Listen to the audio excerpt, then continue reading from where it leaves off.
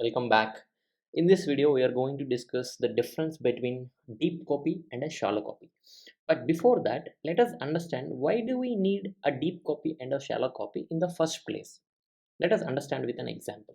See, if you look at this code, I'm trying to create a main stack array where I have a 4 elements. So I just want to replace this angular item with a react. So for that, what I did, I'm just copying this variable into a new variable and I'm trying to mutate it. Okay. So if I try to execute the both mean and mon variables here, see what I'm getting. See here, I'm getting both, so if I try to mutate this second array, the first one is also getting mutated. So this is not expected, right? It's not at all desirable. So why is this happening?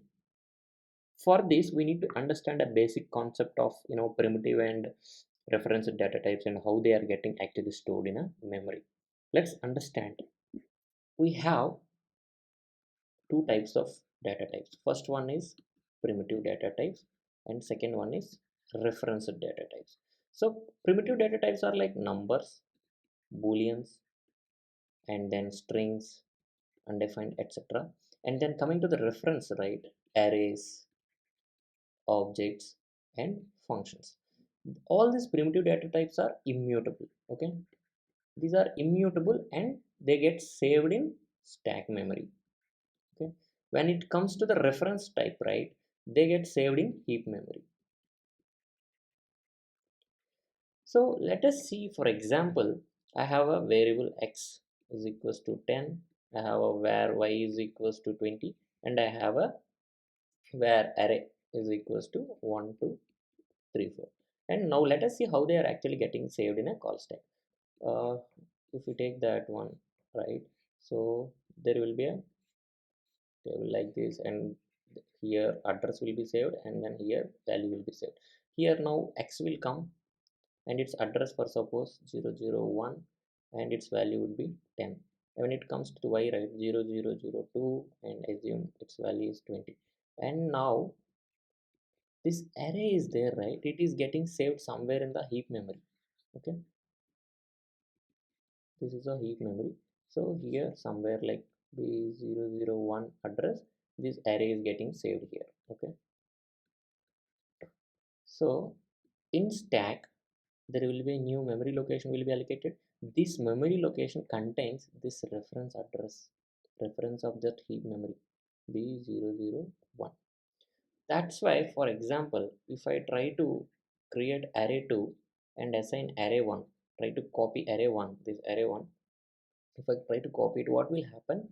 The in stack array 2 will be created, okay, with the new memory location, but it will copy the same value, that same reference value b001. So it is also pointing to the same memory location. So if I try to modify array 2 of something 2, okay, something to 200, what will happen? Array 2, if I modify like this, here the value 3 will become 200 here, and it will be reflected in both of these places. So if I try to console both array 1 and array 2, they will reflect the same output. The same thing happening in our code as well. See, if I'm trying to modify the second array and I'm trying to print the both arrays, what's happening? Both are giving the same result.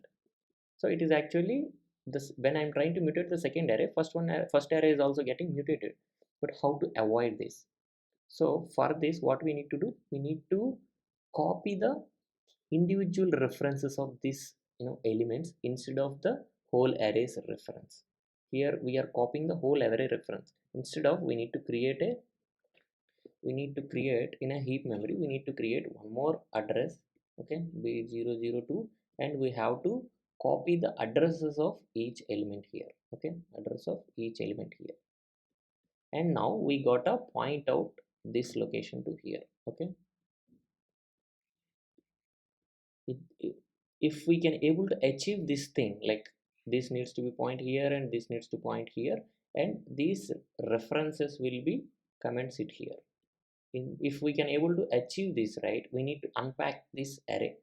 Okay, we need to unpack we need to unpack it and get it here.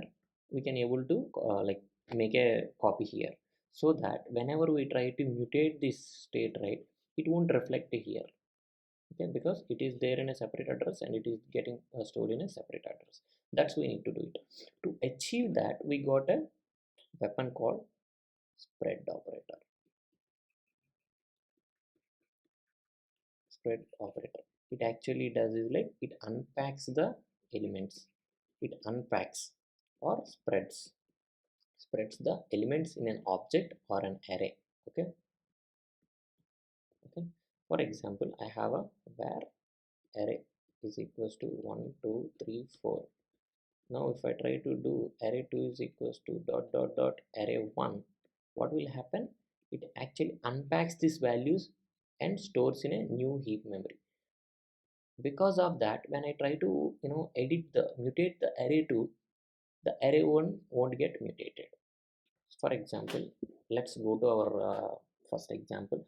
So if I try to do it right, if I try to mutate the second array like this, copy the second array like this by unpacking the values from the mean array, and I'm trying to paste copy it with the help of destructuring it. Because while doing it, we are unpacking these values, so we are actually copying the references of individual elements into a new memory location. Because of that, if we try to execute right, see, we can able to see the different outputs. That's what actually happening. This way of unpacking a values from an array or an object into a new heap memory location, okay, into a new object or a new array, is called shallow copy.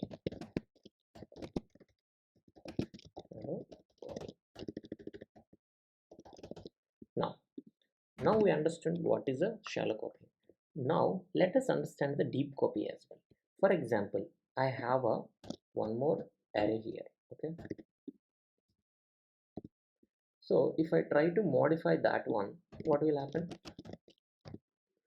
0 is equals to, I just want to, what's gonna happen is like if I try to do it right, see, if I expand it, see both the arrays, see, express got printed, here also the express is getting printed. Here we are actually shallowly copying the references of each elements which are in the first level of the given object or an array.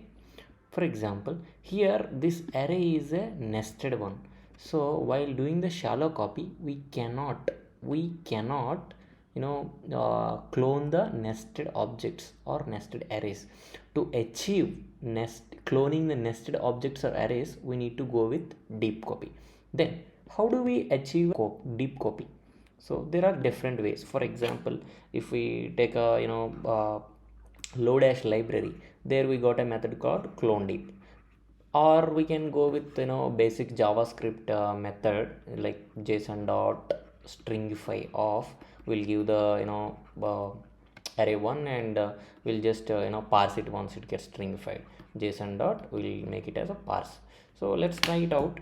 So in place of here spreading and destructuring, right, let's do json dot parse of json dot stringify of, let's give main here, and let's save it and execute it. See, we could able to execute it, and the mean, like for array 1 is not mutated when we try to mutate the array 2, so we could able to achieve the deep clone. So in general, in interviews, they won't ask you to they don't allow you to use this json dot stringify method. So they ask you to create your custom json dot stringify method.